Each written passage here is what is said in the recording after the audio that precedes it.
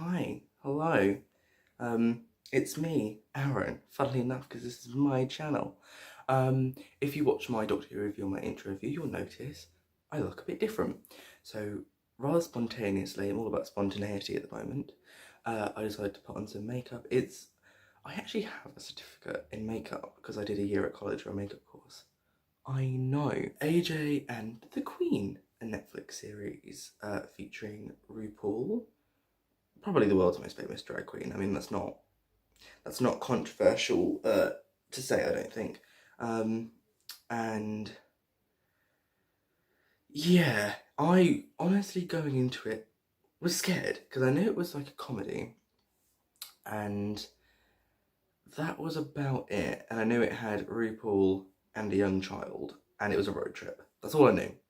And then it came out. I watched the first episode one day, I watched the next two the following day, and then the day after that I binged the other seven because I started to get really into it, and I was like, I have to know what happens. And I'm going to start with the first episode. My rule, usually for a series, is I'm going to fiddle with my hair a lot, so is if I finish the first episode and I'm like, take it or leave it, then I leave it. AJ and the Queen, the first episode is easily the worst episode. I feel like it was probably filmed first because it feels like it was filmed first. Like the characters and the actors don't yet have the chemistry that really drives the show for the rest of the season.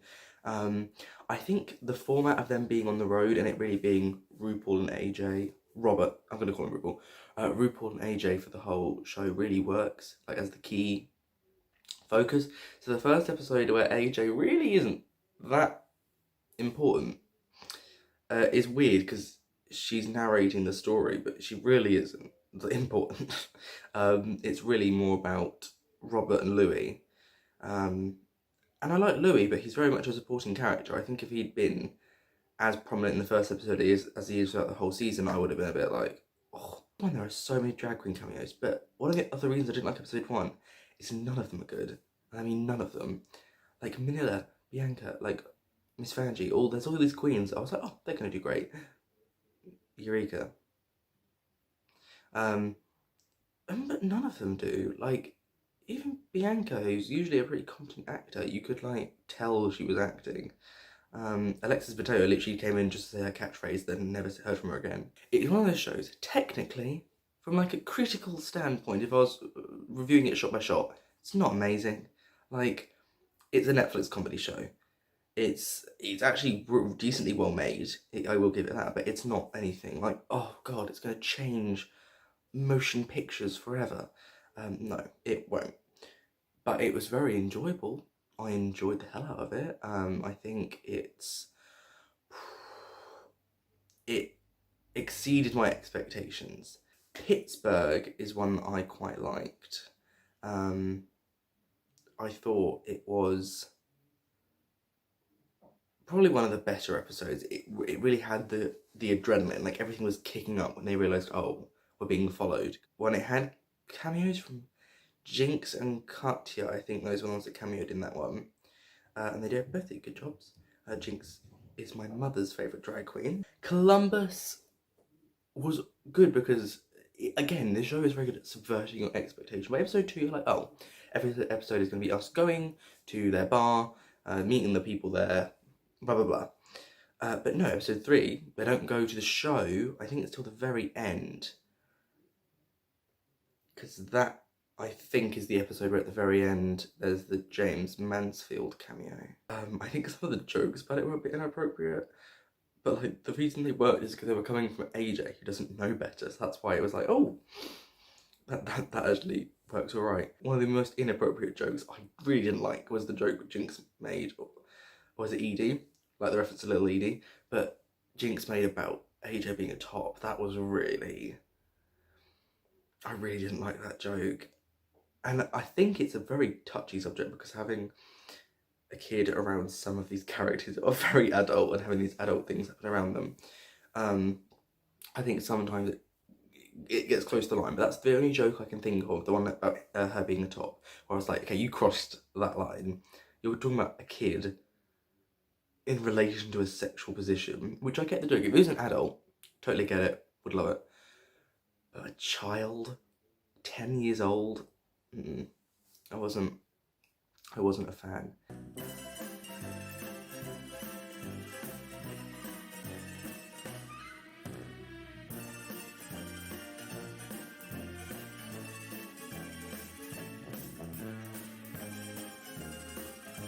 So Louisville was the one with Chad Michaels in.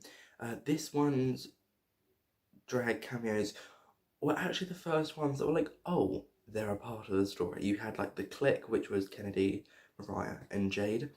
Nice to see Jade Jolie. I feel like she's a very underappreciated alumni, and I feel like I'm glad that recently she's kind of had a bit of a boom, like in mainstream media. I liked them. Again, their acting wasn't like highbrow, but I thought they all did really good, and I thought Kennedy Davenport, who a queen I'm not like, she's not my favourite queen. I didn't like her in season 7, but I grew to her on All Stars 3, and I think she's one of those queens that she's not as plain and like one-dimensional as you might think at first glance. I thought she was very funny. Chad Michaels was really good in that episode. If only that we got to see him perform the Cher version of Waterloo, which is a great song, one of the better ones from that album. I mean, it's a good album anyway, but it's one of my favourites from that album. Another side note, the songs in this, great. I Will Survive, Chandelier, Waterloo by Cher, other ones that I can't think of off the top of my head, but yeah, they were great. Then you have what I call the filler episodes of the season, which are episodes 5 and episode 6. Neither one of them focus on a drag show. And by far, both of them are the exact same thing, in that RuPaul gets this kind of fascination in this particular episode, already has, but his character Robert focuses on a particular, like, fabulous thing. In episode 5, it's Diana Ross, and episode 6, it's Grease. And love that in the series he gets to dress up as both Diana Ross and Sandy, but both of them are just like, they're very clearly detour episodes. I mean, episode 5 does set up the puppy thing with AJ, but even then that doesn't really pay off, because they never end up getting a puppy apart from in episode 7, but not in for the whole episode. And episode 6, if I had to ditch an episode, it'd be episode 6. Apart from the last bit where you sort of see the first bit of intimacy between AJ and Robert when AJ hugs him, which is the first time AJ like shows any affection towards Robert. But yeah, those two, if you were on a time crunch, I would probably skip those episodes on like a rewatch. Jackson is one of the best episodes. It was nice after having two, good episodes, but nothing really happens, to have Jackson, where we get introduced to Fabergé Legs. Great drag name, and I can't remember what Monique Hart's name was, her drag name, but it was a good one, I remember. And both of them, more so than any other, are really actually part of the episode. Latrice, best drag cameo. Not cameo, because Latrice can act. And I'm honestly surprised. I think Latrice should try and get some more acting gigs, because I thought she was great. I also liked the romance. I liked the whole thing about Robert's first, like, one night stand. And I like when he tries to make his exit and fails, and then it's like, oh, the walk of shame, isn't it fabulous? And I feel like this is the episode where he, like, gets over Damien. Obviously there's still something there, but this is the episode where it's kind of like, yeah, he's in the past. Episode 8, I like, but of all of them, it's the most unrealistic, that there are no repercussions whatsoever for them going to a hospital. Like, with the information they were supplied, I'm pretty sure the hospital will be able to track him and AJ down and find out who they were, because they gave him quite a lot of information. So yeah, not entirely sure about that. But it was a good episode, and I liked that there's 3 concurrent flashbacks going on. There's a flashback to Brianna in the hospital, there's a flashback to AJ when Brianna overdosed, and there's a flashback to when Louis goes blind. I thought that was sweet. I think that's one of the more sincere moments in the show is the flashbacks to Robert when Louis is blinded. And the bit where he sings Have Yourself a Merry Little Christmas, whatever that song is called, I was like, wow, RuPaul actually really can sing. When there is, because a lot of the time it's like a lot of auto-tune and sort of effects on the voice, but when you just boil it down, he really can sing. Then you have Fort Worth, which is one of Ozzy Better episodes. I cannot remember the actress's name, but I know her, the one who plays his friend, like his childhood friend. Really liked her. I was surprised to see her because I feel like she's a reasonably big comedic name. I mean, she was in the whole episode, and I like that they subvert it because you think it's going to be like, oh, she's all fun and games, and then when her friend's around, she doesn't want to be around him and she's ashamed. But I like that they subverted it, that it's not just her. He like pulled away and he was also ashamed. So yeah, I thought that storyline was good. I thought AJ didn't have to be in this episode. I think AJ didn't really have anything to do, so they kind of paired her off with the son, which is great. Whatever do you got to do, but I was like, oh, they're around. Yeah, it's a good episode. I thought Ginger was good in it, but I thought he was in it a bit too much. I feel like he pulled me out of it because although he's an actor, he was acting. Latrice was acting like herself too, but Ginger really, I was just like, I don't know, maybe it was she has such a distinct voice. I was like, oh, God, I know it's you, Ginger. And so we get to the final episode, Dallas.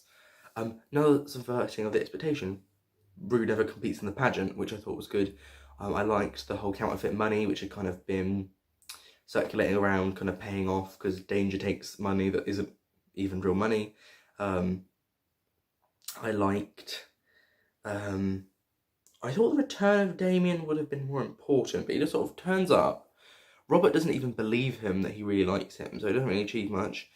He gets bonked over the head by AJ, and then has that weird moment where he watches the pageant next to Lady Danger. I don't know, I think it was just like a parallel because they didn't know the other person was there, but that scene was weird. And then he just goes away, I guess. I don't know, if they did a second season, I don't know if there'd be much reason to bring AJ back. I don't really know what you do with him, but... And I thought Trinity and Jujubee were nice. I liked, one of my favourite jokes is when Jujubee's like, oh, she's talking to the gamblers, they can't take it. The ending it's a cliffhanger. It's a cliffhanger ending. I mean, there's no like life-threatening peril, but the ending is building up. You know, you've had this whole journey of Robert and AJ, and you're like, oh, the final scene is, I really love the final scene where AJ's like, no one wants me, and Robert's like, I want you, and they hug, and I was like, oh, this is such an emotional ending, that's so cool. To have at like the last minute, it gets subverted, you know, I think it's Brianna turns up, her mother's name, I think it was Brianna, turns up, and then Robert's like, oh, if the show ended where it is, yes, it'd be frustrating, but it wouldn't ruin the show. Like, it's not like Class. If you're a Doctor Who fan, it had a spin-off. If you're not, it had a spin-off called Class. It ends on a huge cliffhanger. The story is incomplete, and it never got a second season because, for reasons I'm not going to go into, it bombed. It's not one of those. If this didn't get a second season, oh, okay, you know, annoying, but the show still works as a program. It doesn't undermine the plot. It doesn't undermine the messaging. It doesn't really undermine anything. It's just a shame that the story won't continue. RuPaul as Robert, I've heard people saying like, oh, he can't act. I thought he was good, if I'm honest. I thought that he was perfectly fine. I thought some moments I was like, wow, he's a genuinely good actor. This show wouldn't have worked without RuPaul in it. I think his distinct character has a bit of flair to it. And it is basically it's basically broke RuPaul. That's the character he plays, but there is more to it. I agree with Nina Benina Brown. It was kind of weird seeing RuPaul do like sexy things. I was like, ew. It's like seeing your mum do it. But it was at least different, and I liked the emotional stuff. I thought the end with AJ was probably his best emotional acting. I thought the hospital was good, like I mentioned earlier. And I also thought when AJ posted that picture, like, oh, beware the gay grifter, and he was like, you took that decision away from me. I thought that was really good. And I don't know, I think maybe he should do a bit more acting, more than just like comedy shows and stuff like that. Because he has the chops. AJ, I put AG in my notes. AJ, played by Izzy G, was great. You warm up to her, and I think it was Nina Benina Brown again saying that she never really changes as a character, which I liked. Like, you warm up to her, but she's still, she's still rude, she's still angry, she's still aggressive, because that's who she's become.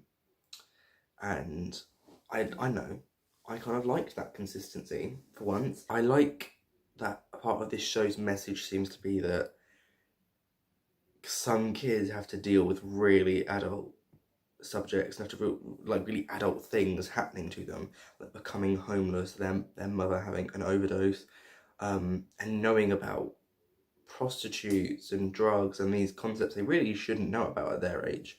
And I like that this show is kind of like, there are kids like this, and almost like we shouldn't patronize children, because some children, depending on their background, won't know things that other children do.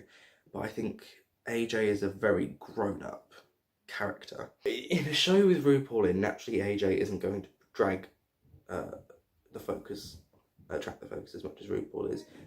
Speaking of, completely forgot about Ruby Red in drag. Great, loved it. Loved the looks, loved the lip sync performances, loved everything, and I just thought it was nice seeing Ruby / RuPaul in so many different looks. I think Izzy G is a bit of a star. I'm wondering what she's going to do next as an actress.